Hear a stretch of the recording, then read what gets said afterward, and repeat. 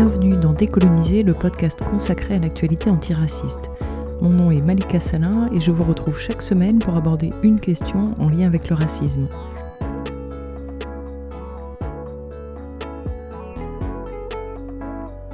Avec ou sans invité, Décoloniser est un espace où parler de lutte, de résistance et où essayer de comprendre comment fonctionne le racisme pour mieux le combattre.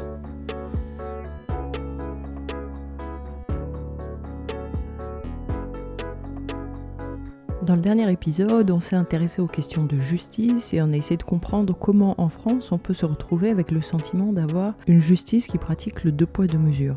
Si on devait retenir les points essentiels abordés la semaine dernière, ce serait que dans les nations blanches, le système judiciaire joue un rôle très important pour maintenir, perpétuer le racisme. C'est vraiment l'endroit où on passe de l'idéal qui est la loi qui ne différencie pas les citoyens à la réalité, le deux poids deux mesures d'une société raciste. Ce qu'on a retenu aussi, c'est qu'il ne faut surtout pas confondre le discours et la réalité, parce que le discours dit qu'il n'y a qu'une catégorie de citoyens dans la loi, mais par contre la pratique est très différente.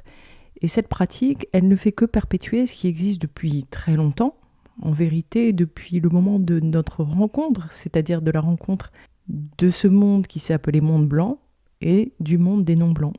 Et depuis cette époque, selon son statut racial, on est traité différemment. Au fil des époques, on peut dire qu'on est mieux traité, mais ça ne veut pas dire qu'on ne continue pas d'être traité différemment. Et puis pourquoi est-ce que c'est important de ne pas confondre la réalité et le discours sur la réalité ? C'est qu'on est dans une société qui dit « je pense donc je suis ». Une société qui met la pensée et la théorie au-dessus de tout le reste. Et donc, c'est forcément une culture où on aura tendance à dire « si c'est résolu dans le discours, alors c'est réglé ». En fait, c'est pas du tout vrai. Autre point important vu la semaine dernière, c'est que la France ne voit pas les différences ethniques parce que ce déni lui permet de masquer le fait que dans la réalité, elle traite les gens différemment selon leur ethnicité, selon leur statut racial. Et que par contre, quand la France a besoin, par exemple dans des enquêtes de police ou dans des politiques pour gérer les populations, ce qu'elle appelle les politiques de mixité sociale, alors là, ça lui pose aucun problème de prendre en compte les différences ethniques. Et là, c'est pas illégal. Donc pour résumer, le deux poids deux mesures, on le voit. On est nombreux à en avoir fait l'expérience directement ou non, mais il est improuvable parce que légalement, en France, c'est interdit de tenir compte des différences raciales ou ethniques quand on décrit un problème social. Or, si on ne peut pas décrire un problème social, on n'a aucune chance de le résoudre. Il y avait une chanson à la mode il y a quelques années qui disait « pas de bras, pas de chocolat ». On pourrait dire « pas de chiffres, pas de problème ». C'est pour cette raison qu'aujourd'hui, on va faire un détour vers les États-Unis. On va s'intéresser à un livre qui est très important, c'est une contribution majeure sur la question. C'est le livre de Michel Alexander qui s'intitule « Le nouveau Jim Crow, incarcération de masse à l'âge du daltonisme ». Il est sorti en 2010 aux États-Unis et les éditions Sileps l'ont traduit par La couleur de la justice quand ils ont sorti la traduction française en 2017. Quelques mots rapidement sur Michelle Alexander. Elle est noire américaine. Elle a dirigé le projet de justice raciale de l'Union américaine pour les libertés civiles de Caroline du Nord. C'est une organisation qui a mené une campagne nationale contre le profilage racial par les forces de l'ordre, un peu l'équivalent de la campagne contre le contrôle au faciès. En tant qu'avocate, Michelle Alexander s'est spécialisée dans les recours collectifs de plaignants dans des cas de discrimination raciale ou sexuelle. Dans ce livre, Le nouveau Jim Crow, incarcération de masse à l'âge du daltonisme, Michel Alexander affirme qu'il y a une discrimination raciale systémique aux États-Unis et qu'elle a été mise en place juste après le mouvement pour les droits civiques. Alors le mouvement pour les droits civiques, il était de 1946 à 1970 à peu près. Elle dit qu'il a été mis en place dans le cadre de la guerre contre la drogue et d'autres politiques gouvernementales et que ses conséquences sont catastrophiques. Elle dit aussi que la portée, l'impact de ces politiques peuvent être comparés à l'impact des lois Jim Crow qui étaient en vigueur au 19e et au 20e siècle. Ce sont des lois qui ont été définitivement abolies dans les années 60. Dans ce livre, elle s'intéresse en particulier au taux élevé d'incarcération d'hommes noirs américains pour différents crimes. Michel Alexander dit « La race joue un rôle majeur. En fait, elle joue un rôle déterminant dans le système actuel, mais pas à cause de ce qui est habituellement considéré comme un sectarisme hostile et démodé. Alors, un sectarisme hostile et démodé, ce serait quelqu'un qui dirait ouvertement « je n'aime pas les noirs ». Elle dit ça n'a plus cette forme aujourd'hui. Ce système de contrôle dépend beaucoup plus de l'indifférence raciale que de l'hostilité raciale. Et donc elle explique dans son livre comment les minorités opprimées aujourd'hui sont soumises à une discrimination et que cette discrimination est légale.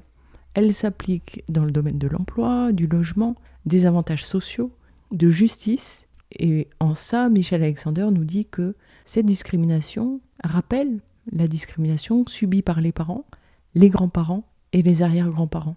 Elle dénonce aussi à quel point les peines sont dures, puisqu'elles excluent de la société les personnes dont le seul crime c'est la toxicomanie ou la possession d'une petite quantité de drogue à des fins récréatives, et elle les exclut de manière permanente. Et Alexander prouve à quel point cette peine est dure, puisque les Noirs sont admis en prison pour des accusations de drogue à un taux qui est 20 à 57 fois supérieur à celui des hommes blancs. Elle nous dit qu'aujourd'hui, il y a plus de Noirs américains adultes sous contrôle correctionnel, en prison, en détention, en probation ou en conditionnel qu'il n'y avait d'esclaves en 1850. Pour trouver un intérêt à son livre, il faut évidemment penser qu'on peut comparer le racisme américain et français. Je dis ça parce qu'il y a des gens qui pensent que l'Amérique et la France ne peuvent pas être comparés en matière de racisme.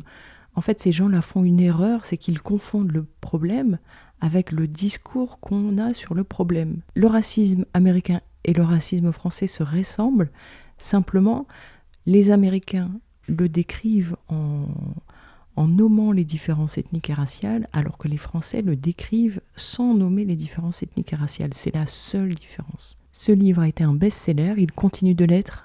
Il a notamment fait un succès auprès du public parce que c'est une contribution qui est très très riche, qui fait avancer la façon dont on perçoit ce problème qui est un problème majeur, un problème qui détruit des millions de vies. Et dans la façon dont elle a écrit Michel Alexander, on voit que c'est pas une idéologue, c'est-à-dire que elle s'est appuyée sur des chiffres, sur des affaires judiciaires aussi qu'elle prend en illustration. Donc c'est un livre qui a été écrit avec beaucoup de sérieux. Qui est très documenté. Quand elle affirme quelque chose, elle s'appuie sur des faits et sur des chiffres. Ce que je vous propose aujourd'hui, c'est de survoler ce livre pour vous donner un aperçu de ce qu'il y a dedans, de sa démonstration et puis évidemment de vous donner envie de le lire. Par contre, je n'en parle pas pour parler des États-Unis, c'est un détour stratégique. C'est-à-dire que je propose de commencer de regarder la France avec les mêmes lunettes. C'est pourquoi je vous demande tout au long de cet épisode de vous poser une question, une seule. Est-ce que ça, c'est vrai pour la France ? Mais puisque le titre, c'est le nouveau Jim Crow, commençons peut-être par revenir sur ce qu'étaient les lois Jim Crow.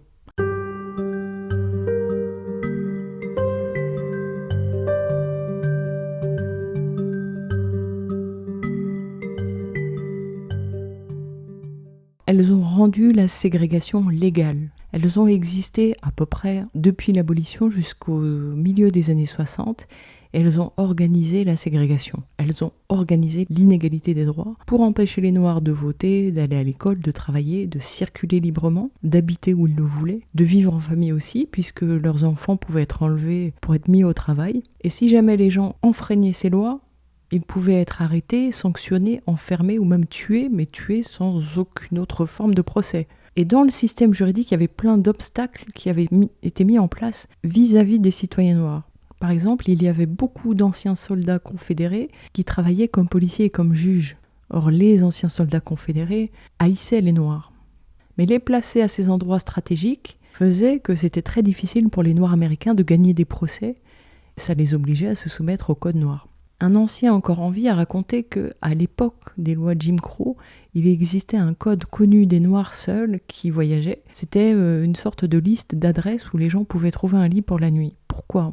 Parce que quand les gens faisaient un très long voyage, imaginons une famille qui fait un voyage de plusieurs jours, chaque fois que le train s'arrêtait dans une gare, si jamais il n'y avait pas une salle d'attente pour les personnes de couleur, les gens ne pouvaient même pas s'aventurer dans la ville parce qu'ils risquaient la mort s'ils circulaient sans autorisation. Le fait d'avoir ces adresses, ça leur garantissait un petit peu de sécurité. Ces codes appliqués aux Noirs, ils fonctionnaient en même temps que des camps de travail pour les personnes incarcérées. Et dans ces camps de travail, les prisonniers étaient traités littéralement comme des esclaves. Les délinquants, quand ils étaient noirs, ils étaient en général condamnés à des peines plus longues que les blancs. Et à cause du travail éreintant dans ces camps de travail, souvent les gens mouraient avant la fin de leur peine. Ada B. Wells a été une militante acharnée contre ces lois Jim Crow. Elle disait qu'il valait mieux mourir en se battant contre l'injustice que vivre comme un chien ou un rat dans un piège. Je parle là d'un code qui s'applique uniquement aux Noirs. Si vous avez écouté l'émission de la semaine dernière, ça vous rappellera évidemment le code noir appliqué en France ou bien le code de l'indigénat, c'est-à-dire tous ces codes annexes qui ont été appliqués seulement aux non-blancs. Ça fait un gros point commun entre nos deux pays. Voilà pour les lois Jim Crow. Donc revenons au livre de Michel Alexander. Son livre paraît 1 an après l'élection de Barack Obama. Et à cette époque, il y a beaucoup de gens qui voient ça comme le signe que le racisme a complètement disparu, ce qui est évidemment complètement faux. Et en tant que spécialiste des discriminations par la police, Michel Alexander est très bien placé pour savoir que le racisme est encore très vivant. Alors elle essaie dans ce livre de rappeler que même après l'abolition de l'esclavage, il y avait des gens qui avaient la même illusion, qui se disaient, puisque l'esclavage est aboli, le racisme a disparu. Même chose après l'abolition des lois Jim Crow. L'erreur que font ces gens, c'est de croire au discours du système raciste qui dit « bon bah voilà, on a supprimé les lois, donc le problème est résolu ». En réalité, à chaque fois, ce qui se passe, c'est que le système de contrôle social raciste, donc de contrôle racial, il change de forme pour s'adapter aux standards de l'époque. Et aujourd'hui, la forme que prend ce système aux États-Unis, c'est l'incarcération de masse. Cette incarcération de masse, elle organise un système de caste. Quand on parle de caste, on pense uniquement à l'Inde. Mais les castes, c'est quoi ? C'est un groupe racial stigmatisé qui est maintenu dans une position inférieure par des lois et des coutumes. Quand Michel Alexander parle d'incarcération de masse, dedans elle inclut les lois, les règlements, les politiques et les coutumes qui étiquettent les gens à l'intérieur et hors la prison. Et elle fait exprès d'utiliser ce terme de caste pour montrer que les gens ont très peu de marge de manœuvre sur leur propre destin lorsqu'ils sont nés noirs ou latinos aux États-Unis. Et ça, c'est vraiment un gros mot de parler de caste à une époque où on est censé tous croire en notre potentiel, tout est possible si on le veut, tout est affaire de travail et de volonté. Ben non. Quand on est à South Central, par exemple, on n'a pas les mêmes opportunités, les écoles du secteur sont dégradées, la pauvreté est partout, et tout est fait pour nous y maintenir. Maintenant, ce qu'il faut retenir de ce nouveau système de contrôle racial, c'est qu'il prétend qu'il est indifférent à la race. Et dans le même temps, il sert à maintenir les hiérarchies raciales. Donc c'est très très difficile de l'identifier. Mais il y a bien des castes. Quand elle parle des Noirs et des Latinos, Michel Alexander parle de caste d'inférieurs. Et d'une sous-caste, c'est la caste de ceux qui ont été étiquetés parce qu'ils sont passés par la prison ou parce qu'ils ont frôlé la prison. Là, on est au cœur de ce système de contrôle racial. Et c'est organisé d'une manière tellement sophistiquée que pour arriver à dire ça, il faut des années de militantisme, des années d'analyse de la situation et d'études du système américain. Voilà à quel point les intentions de ce système sont cachées. Parce que dans les faits, si on demande à n'importe qui pourquoi est-ce qu'il y a tellement de non-blancs qui finissent en prison, pourquoi est-ce que la moitié des jeunes noirs d'une ville se retrouvent en prison, la plupart des gens diront parce qu'ils ont fait de mauvais choix, parce que la criminalité, parce que la pauvreté. Eh bien, c'est faux. La raison, c'est ce système de contrôle racial. Mais ça, à la limite, c'est habituel d'inverser la logique. C'est-à-dire que, en fait, on se met à penser que ce qu'on voit est naturel et qu'il n'est pas le résultat d'une politique. Ainsi, l'esclavage a inscrit l'inégalité raciale profondément et a fait qu'on s'est mis à assimiler noir à inférieur, blanc à supérieur. Ça, c'est le résultat de l'esclavage, ce n'est pas le point de départ. Et c'est tellement intégré par la société, par toute société qui a un jour été esclavagiste, comme la France, c'est tellement intégré que même quand l'abolition y met fin, ces notions-là de noir inférieur et blanc supérieur ne disparaissent pas. C'est-à-dire c'est un ordre racial qu'on accepte, qu'on pense comme naturel. Alors comment est-ce que les autorités en sont arrivées à mettre en place ce nouveau système de caste ? Michel Alexander nous explique qu'à la fin de l'esclavage, un grand problème se pose à la nation américaine, c'est que d'un côté elle perd une main-d'œuvre gratuite, donc économiquement pour eux c'est très dangereux, et en même temps la nation se sent menacée parce que la population noire elle est perçue comme dangereuse par nature. En plus de ça, pour les blancs pauvres, c'est particulièrement dur à encaisser parce que n'ayant rien, Ils n'acceptaient leurs conditions que parce qu'ils avaient ce sentiment de supériorité que leur donnait leur couleur de peau. Et ça, ils le perdent. Et autre problème que ça pose à la nation blanche, c'est que, avec leur nouveau statut, les Noirs échappent à la surveillance. Pendant l'esclavage, leurs moindres faits et gestes étaient surveillés, leur circulation était contrôlée et elle était entravée. Et là, s'ils ne sont plus esclaves, ça veut dire qu'ils vont relever des lois qui sont appliquées aux Blancs. Et ça, pour la nation blanche, c'est inenvisageable. Donc c'est là que naît l'idée d'avoir des codes annexes qui vont servir d'un côté à imposer du travail forcé en donnant par exemple l'obligation légale aux Noirs d'avoir un certificat de travail. Donc s'ils n'ont pas de certificat de travail, ils sont en infraction. Et s'ils sont en infraction, on peut les sanctionner, les punir. Et en même temps, ces codes annexes, ces codes noirs, vont permettre de contrôler leur liberté de circulation. Ces codes vont fonctionner pendant une période de temps, et puis ils vont être abandonnés jusqu'à ce qu'il y ait dans le sud du pays une campagne terroriste qui va fragiliser le camp des gens qui se battent contre les inégalités raciales. Et cette campagne terroriste, elle va faire disparaître des aides aux affranchis. Pendant cette période, il va y avoir une répression féroce où le moindre geste des Noirs est criminalisé. C'est-à-dire pour un rien, les gens seront condamnés. Qui dit condamnation, on dit que sur le marché du travail, ils sont condamnés à vendre leur force de travail pour une misère. Et s'ils sont faits prisonniers, ils sont vendus à des usines, à des chemins de fer. Et quand on voit leurs conditions de vie, en rien c'est différent du statut qu'ils avaient pendant l'esclavage. Ça n'a fait en réalité que légaliser l'esclavage comme la sanction d'un crime. Dès lors que les gens deviennent criminels, on peut les replonger dans l'esclavage. Et ça, ce moment-là, il est vraiment un moment clé où on voit que le système judiciaire va jouer un rôle central en transformant massivement les Noirs en des criminels. Et ils ne deviennent pas criminels par pauvreté, ils ne deviennent pas criminels par culture, ils deviennent criminels parce qu'un détail suffit à les faire condamner et qu'une fois qu'ils sont condamnés, ils perdent tout droit civique. Puis les lois Jim Crow sont mises en place, je le disais tout à l'heure, les gens sont privés du droit de vote et ils sont discriminés dans tous les domaines de la vie. Un exemple, pour montrer à quel point ça allait loin, il pouvait être interdit aux Noirs de jouer aux échecs avec des Blancs. Les Blancs, qu'ils soient riches ou pauvres, sont d'accord avec ces lois, parce que ces lois, elles garantissent un ordre racial, et il a fallu des décennies de combats pour que, dans les années 60, les militants et les activistes arrivent à arracher la suppression de ces lois de ségrégation. Quand il est mis fin à la ségrégation, dans la vie quotidienne, tout change. On voit désormais les Noirs et les Blancs qui sont mélangés dans la vie quotidienne. Mais la pauvreté structurelle des Noirs, elle n'est pas du tout attaquée.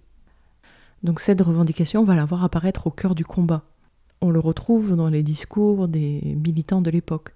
Et à cette période, ceux qui sont pour l'inégalité raciale, ils réfléchissent à un nouveau système qui serait compatible avec le fait que, dans la loi, on ne peut plus clairement dire « ça c'est interdit aux Noirs et ça c'est autorisé aux Blancs ». En plus, le droit de vote a été arraché par les Noirs, ce qui leur donne un poids politique aussi.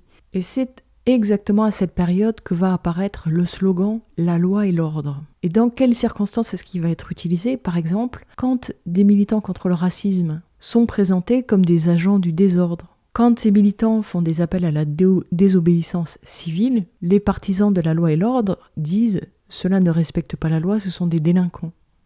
Et pendant 10 ans, ils vont matraquer la loi et l'ordre et faire campagne sur une prétendue augmentation de la délinquance. Dans les chiffres, les actes délinquants augmentent, mais Michel Alexander nous dit que c'est simplement du fait que la population de jeunes hommes a explosé du fait du baby-boom, et puis aussi parce que le FBI a changé sa technique pour comptabiliser les crimes et délits.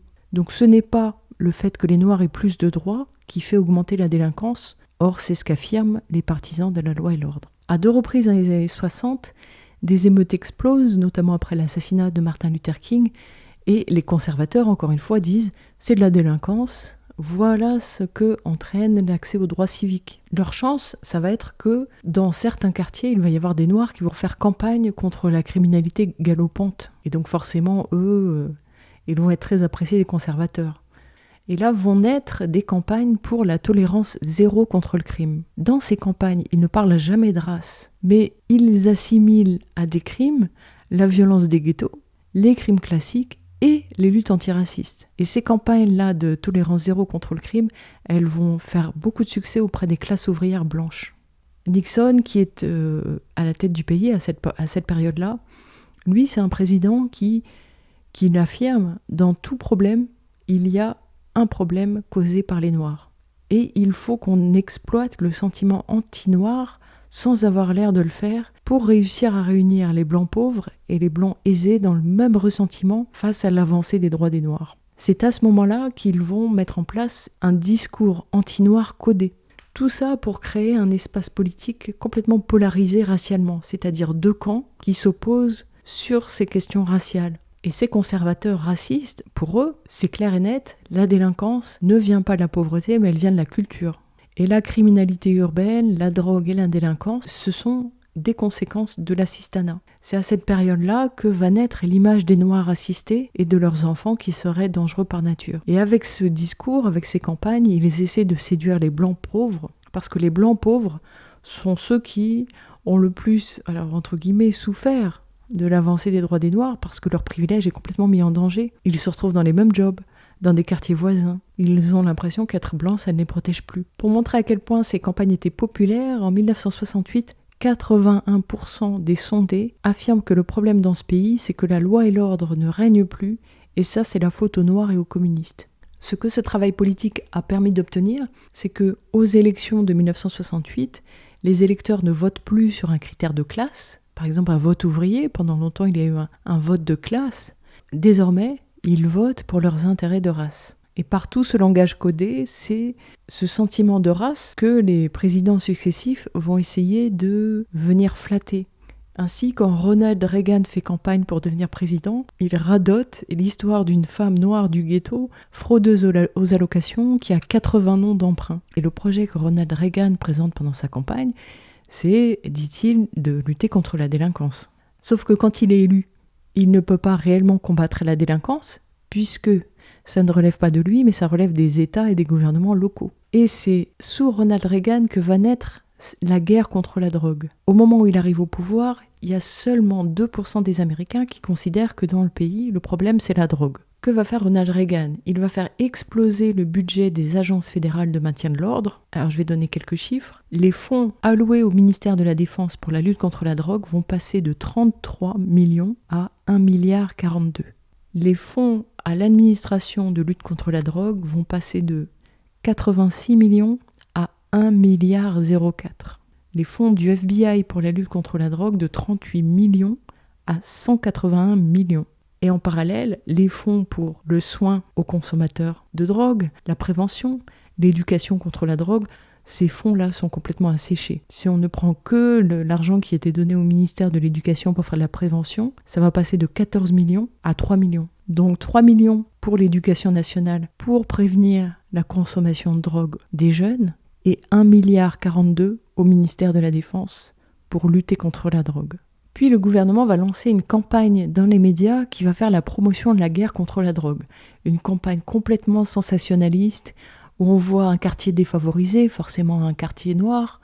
On a une période où le chômage explose, où c'est la désindustrialisation, c'est-à-dire qu'il y a beaucoup de métiers qui ont disparu et les Noirs ont payé très cher la transformation du marché du travail.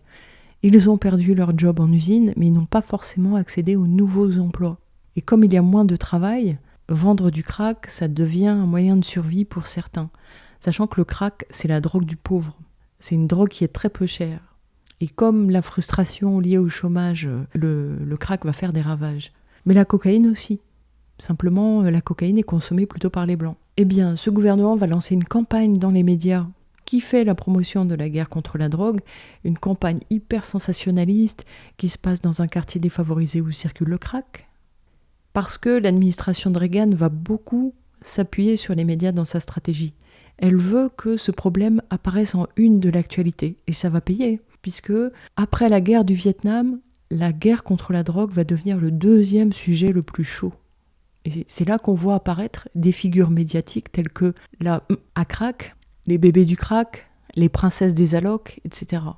Et la presse va tellement écrire sur ce sujet qu'il y a le directeur d'un grand journal qui va admettre longtemps après que quand il regarde cette période avec du recul, il réalise à quel point ils avaient perdu la tête. En 1986, des fonds supplémentaires sont débloqués la législation devient plus dure, et comme le crack est présenté comme la plus diabolique des drogues, le crack va devenir la drogue la plus sévèrement punie. Or, ce n'est pas la plus diabolique des drogues, simplement c'est celle qui est consommée par les Noirs, parce que le crack est moins cher que la cocaïne. Donc c'est pas raciste, cette politique, puisqu'elle ne vise pas les Noirs. Vous voyez comme c'est habile ? Possession de crack sans intention de la revendre, ça pouvait valoir 5 ans, alors qu'avant c'était 1 an. Et les Blancs qui soutenaient ces décisions pouvaient dire qu'ils étaient radicalement contre le crime, ils n'étaient pas racistes. Sauf que tout le monde savait très bien de qui ils parlaient quand ils disaient qu'ils étaient contre le crime. Le résultat, 4 ans plus tard, dans les années 90, 1/4 des jeunes noirs sont sous contrôle du système judiciaire. Quand Bill Clinton fait campagne pour devenir président, il va utiliser les mêmes recettes que Reagan. Et lui, il va instaurer la loi des 3 fautes. Quels que soient les motifs, la 3e condamnation vaut perpétuité.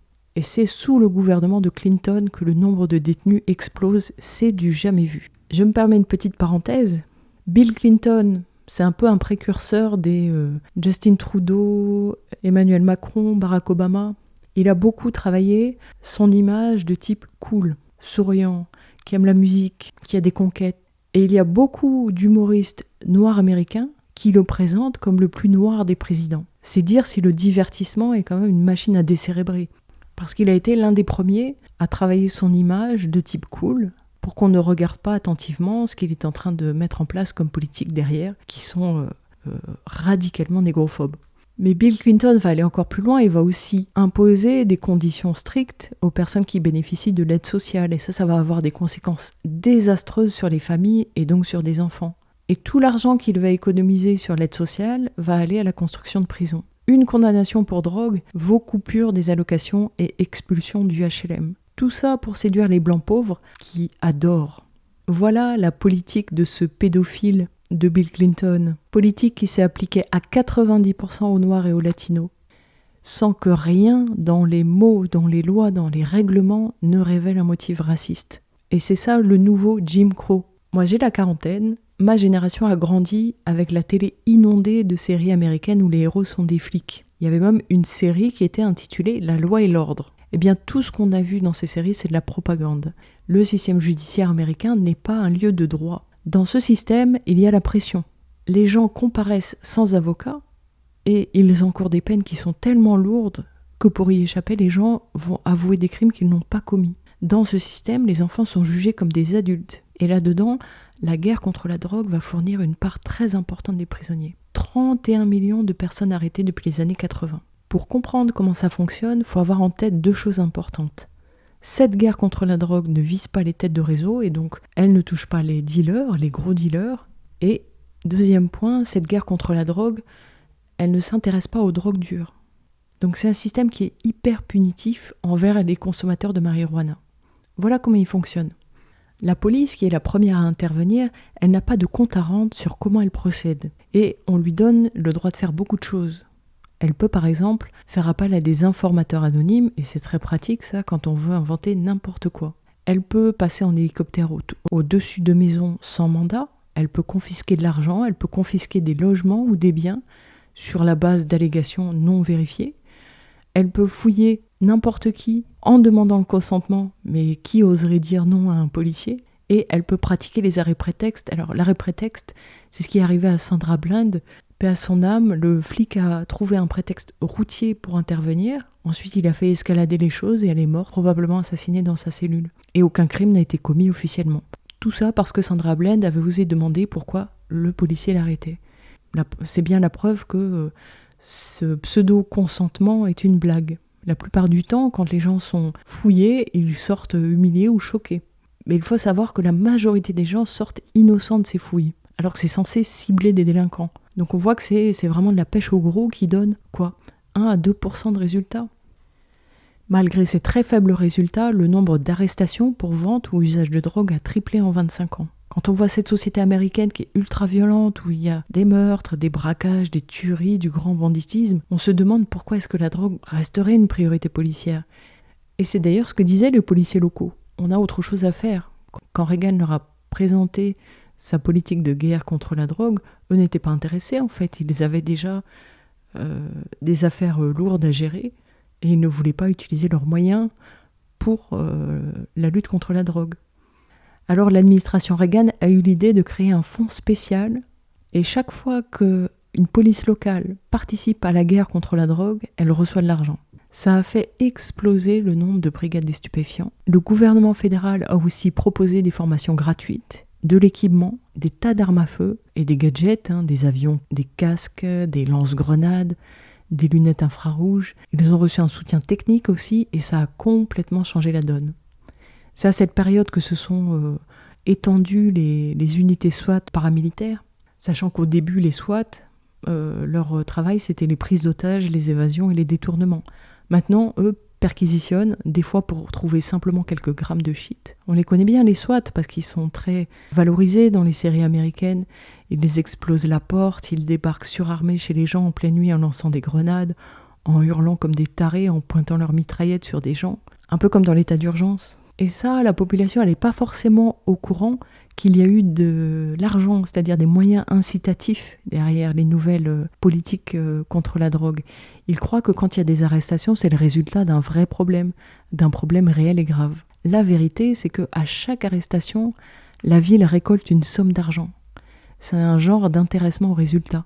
En plus de ça, les unités ont le droit de garder ce qu'elles ont saisi. Ça représente des sommes colossales. Et ce que ça produit, c'est que quand les vrais dealers se font arrêter, eux ont les moyens de racheter leur liberté. Tandis que les petits poissons qui sont fauchés, eux, ils vont directement en prison parce qu'ils ne peuvent pas payer leur caution. Mais en tout cas, les polices locales sont très motivées par cette guerre contre la drogue parce que ça leur rapporte du cash, des maisons, des voitures, des gadgets de policiers qui attirent en général tout bon sociopathe qui veut se sentir un homme. Et aujourd'hui, cette guerre contre la drogue, elle est complètement normalisée. Plus personne ne la conteste, on ne la voit plus.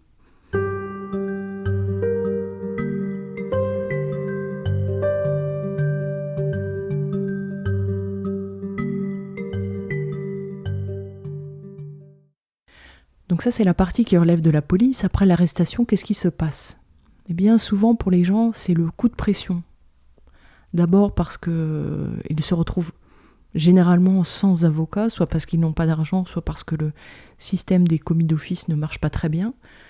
Et les gens se trouvent face à une potentielle très très lourde peine. Voilà pourquoi pour y échapper, ils peuvent plaider coupables, et grâce à ça, ils s'en tirent avec un contrôle judiciaire, avec la conditionnelle, ou avec la prison, mais moins de prison que ce qu'ils risquaient. Parmi ces gens, il peut y avoir des malades mentaux qui n'ont pas compris ce qui leur arrive, il peut y avoir des mineurs aussi, ou bien des personnes non anglophones. Mais en tout cas, il y a dedans énormément de gens qui ne connaissent pas leurs droits. Et le plaider coupable, ce n'est pas un procès, c'est une négociation. Et quand il négocie, l'accusé se trouve face au procureur qui est dans le système judiciaire celui qui a le plus de pouvoir. Pourquoi ? Parce que lui, il fait ce qu'il veut et il n'a pas de compte à rendre. Il peut multiplier les motifs d'accusation, il peut prononcer un non-lieu, il peut menacer d'une peine très lourde pour extorquer un plaidé coupable, parce que n'importe qui risque 15 ans va accepter 3 ou 5 ans. C'est aussi un système qui a encouragé les dénonciations anonymes, parce qu'elles sont récompensées. Elles permettent aussi d'éviter des peines, mais du coup ça devient une espèce de prime au mensonge, pour échapper à une peine, on en viendrait à vendre sa propre mère. Concrètement, aujourd'hui, les délits de drogue sont plus sévèrement punis que les délits violents. Je prends un exemple, un seul, mais il y en aurait des dizaines de milliers. Un cas de perpétuité pour la vente de 672 grammes de crack en premier délit.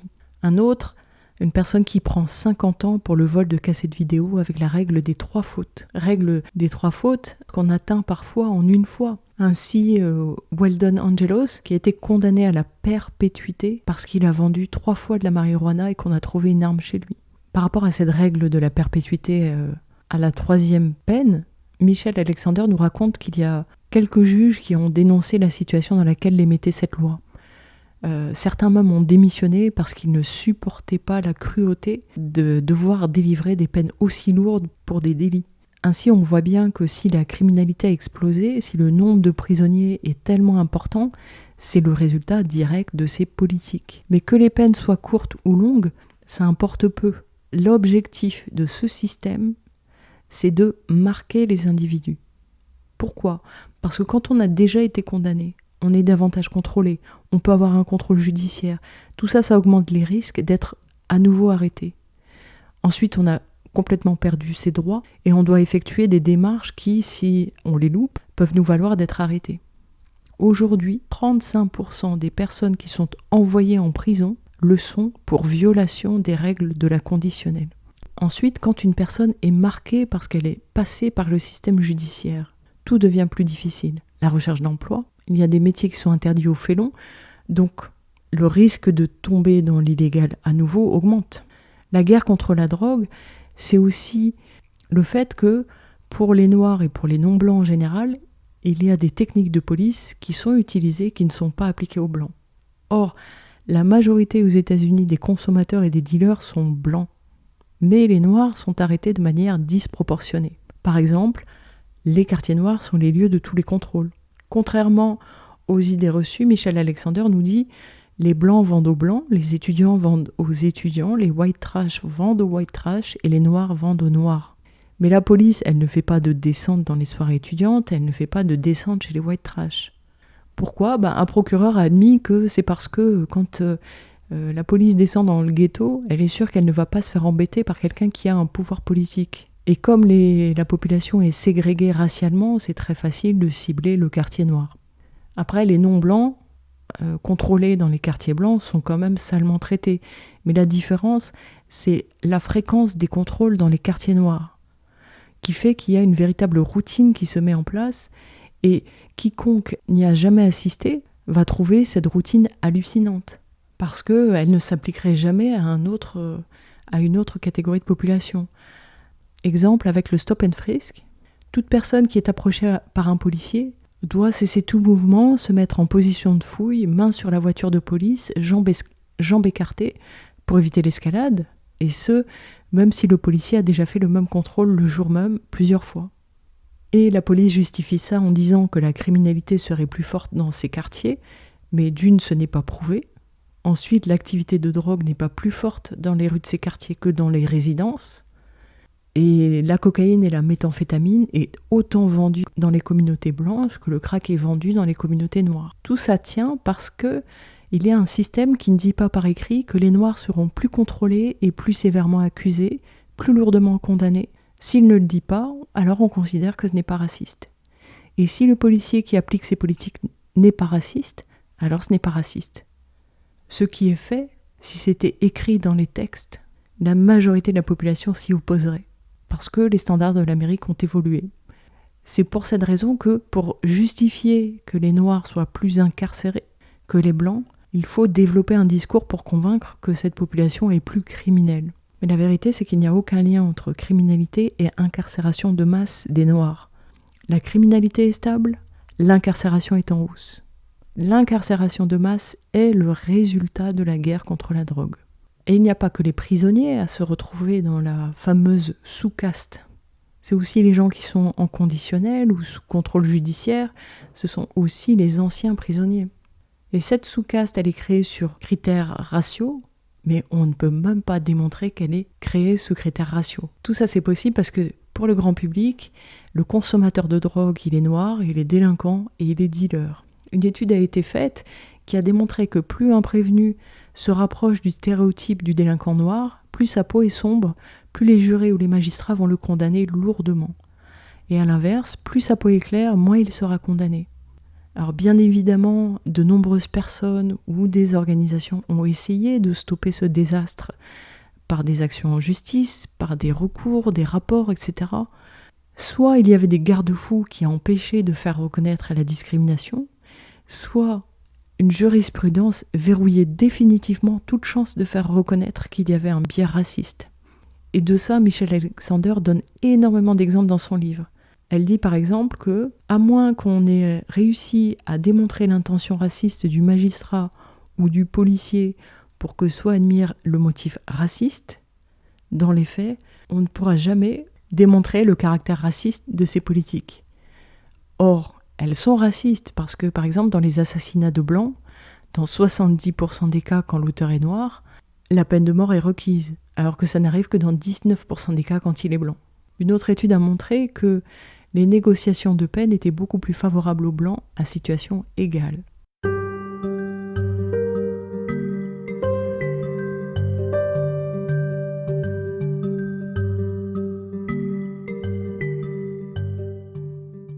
Un autre terrain de combat acharné, c'est celui de la composition des jurys de procès. La loi, qui en apparence est égalitaire, permet de refuser un juré sur un motif racial sans que ce soit illégal.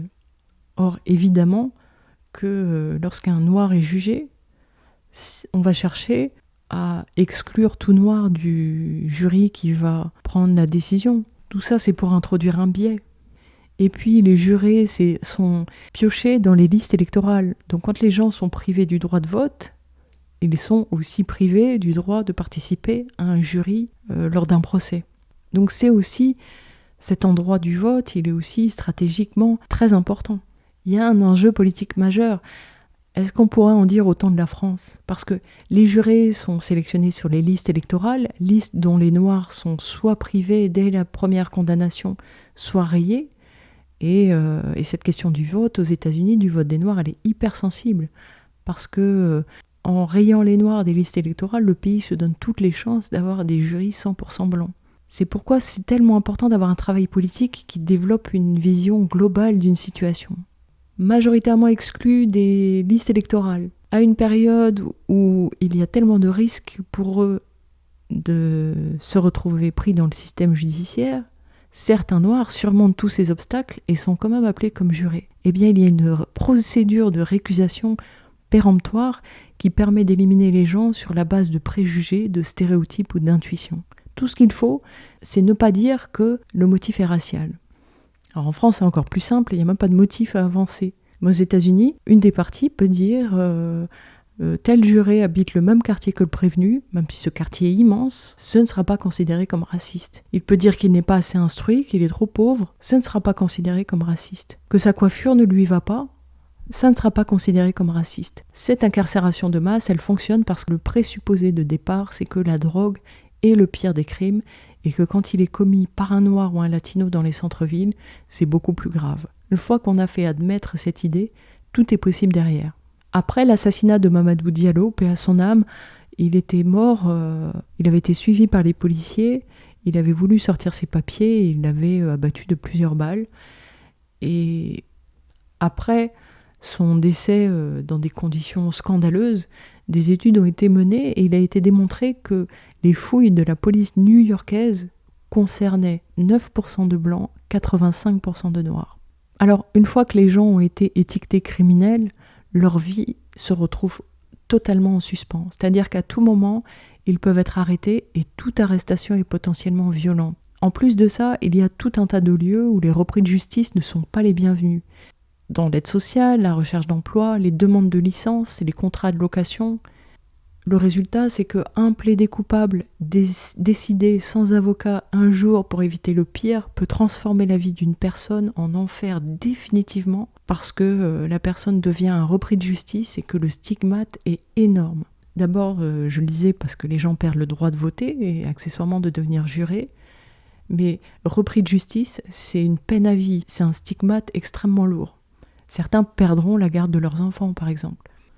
Et quand on est privé de pouvoir travailler, se loger avec un casier, c'est quasiment impossible parce que avoir un casier empêche d'accéder à l'aide au logement, empêche de s'assurer, de recevoir une aide financière. Donc toutes ces conditions m'aident directement à la récidive. C'est le véritable objectif. Sinon, comment expliquer cette obligation qu'ont les agences de HLM de chasser les locataires avec un casier et de les expulser? Il y a des gens comme ça qui, parce qu'ils ne pouvaient plus élever leurs enfants sous un toit, ont perdu leurs enfants. D'autres ont été expulsés. Pas parce que eux ont été condamnés, mais parce que leurs enfants, leurs jeunes, ont été trouvés en train de consommer de la marijuana ou de la cocaïne. Et parmi tous ces gens, il y en a certains qui ont été arrêtés sans être condamnés, et malgré ça, ça laisse une trace qui justifie qu'ils perdent tout. Et où finissent les gens qui ont été privés de logement ? Bien souvent, ils finissent à la rue. Dans le domaine de l'emploi, cette discrimination est particulièrement rude parce que la plupart des jobs demandent aux repris de justice de se signaler en cochant une case. Il faut se dire que certains de ces condamnés l'ont été très tôt, très jeunes. Parfois, ce sont des jeunes qui n'ont pas reçu une éducation scolaire suffisante. Ils ont été pris très tôt dans l'engrenage de la justice. Et quand ils en sortent avec ce stigmate, ils cumulent littéralement les difficultés pour accéder à un mode de vie honnête. Un casier peut empêcher de travailler comme indépendant, comme coiffeur par exemple. On peut leur refuser la licence professionnelle. Et de tous les anciens détenus, ce sont les Noirs qui sont les plus fortement discriminés. Il existe un stigmate très fort qui fait que chacun en fait se sent autorisé à leur refuser un emploi ou un logement. Alors il y a quand même des entreprises engagées qui affichent qu'elles ont supprimé cette case de leur formulaire de candidature et régulièrement sur les réseaux sociaux, on voit circuler des listes d'entreprises qui acceptent de recruter des anciens condamnés. Mais il reste que beaucoup d'entreprises vont aller jusqu'à l'écrire dans l'offre d'emploi. Ce qu'on découvre aussi qui est accablant, c'est qu'un détenu fraîchement libéré est accablé de dettes. On lui demande de payer ses frais de détention d'avant-procès, des frais d'enregistrement, de payer les tests du contrôle judiciaire, et quand les gens ne peuvent pas payer, on leur impose ce qu'on appelle les pénalités de pauvreté, les frais de retard ou les paiements échelonnés avec intérêt. Mais ça peut aller loin parce que le permis de conduire peut être suspendu si la personne ne paie pas. Et ce que les anciens détenus ont à payer, ça peut représenter un salaire entier. C'est-à-dire que s'ils arrivent à décrocher un job, tout leur salaire ira au remboursement de ces dettes. Donc c'est tellement dur que les gens ont toutes les raisons de se tourner vers l'illégalité, parce que tout est fait pour les y entraîner. C'est le but de ce système de ségrégation. Et Michel Alexander l'affirme, si tous les repris de justice avaient pu voter, le résultat de plusieurs élections aurait été différent. Et ces gens portent à vie un stigmate lourd, très lourd, qui les prive de droits essentiels pour se loger, pour subvenir à leurs besoins, fonder une famille, prendre soin d'eux. Et ceux-là sont majoritairement des hommes noirs. Quand on sait les taux de suicide chez les hommes noirs américains, ça nous donne un aperçu des conditions qui poussent au désespoir, littéralement. Et malgré ça, il y a encore des gens à dire que le racisme, c'est du passé, c'est derrière. À ce propos, un pasteur a déclaré que la force de ce système aujourd'hui, ce nouveau Jim Crow, c'est que le mot crime a remplacé le mot nègre. C'est-à-dire qu'une fois qu'on est étiqueté criminel, tout peut être justifié. Et les effets de cette incarcération de masse sur les Noirs américains sont des effets désastreux. Et en même temps, ça génère de la honte, comme tout stigmate finalement. Et il n'est pas rare que les gens cachent le fait qu'un membre de la famille est pris dans le système. L'idée que les gens sont responsables de leur sort est très profondément ancrée. La question que pose l'auteur dans ce livre, c'est « Sommes-nous disposés à diaboliser toute une population, à lui déclarer la guerre, puis à nous retirer et à la couvrir de honte et de mépris parce qu'elle aura échoué à se comporter de manière exemplaire alors qu'elle subissait des attaques ?» Parce que bien évidemment, comme une appropriation du stigmate, il y a de nombreux jeunes qui se sont revendiqués criminels pour supporter le regard qui est porté sur eux. C'est ce qui amène Michel Alexander à s'intéresser au phénomène de minstrel qui est produit par les chaînes urbaines de type BET, qui abreuvent le public d'une culture gangsta de premier degré. Contenus d'ailleurs qui sont surtout consommés par les petits blancs, mais aussi par des jeunes noirs qui voient leur réalité romanticisée. Alors je parlais de Barack Obama en début d'épisode. Michel Alexander s'intéresse à un discours de l'ancien président américain un jour de fête des pères où il s'est mis à parler des pères noirs absents, mais il n'a jamais évoqué la raison majeure de leur absence. Et cette raison, c'est cette guerre contre la drogue, que lui, Barack Obama, avait le pouvoir d'enrayer, mais il ne l'a pas fait. Il ne s'y est même pas attaqué. Et là, pire, il fait preuve de déni. Et ce déni, c'est exactement ce que j'évoquais la semaine dernière à propos de la France. Ce déni permet à l'ensemble de se maintenir et de continuer de faire en sorte que, à couleur de peau différente, destin différent. Et aujourd'hui, aux États-Unis, les faits sont là. Les jeunes hommes noirs ont plus de probabilité d'aller en prison qu'à l'université. Et personne n'y voit rien à revoir parce que tout le monde est persuadé que ce sont des réponses justifiées à la criminalité. Alors qu'est-ce qui, dans tout ça, est vrai pour la France ? C'est définitivement à cette question qu'il faudrait essayer de répondre en interrogeant toute la chaîne judiciaire de l'action des policiers dans la rue, du tri des policiers, à ce qui se passe à la sortie des prisons. Mais il est en tout cas urgent d'essayer de porter un regard général sur comment les populations sont gérées et comment les castes sont créées en France derrière le déni de l'égalité républicaine.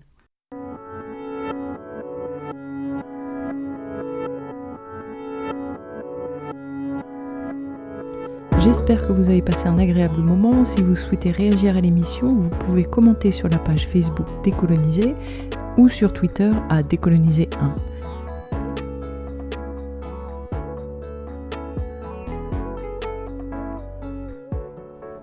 Pour vous abonner, rendez-vous sur le portail Encore du podcast ou à décoloniser.org.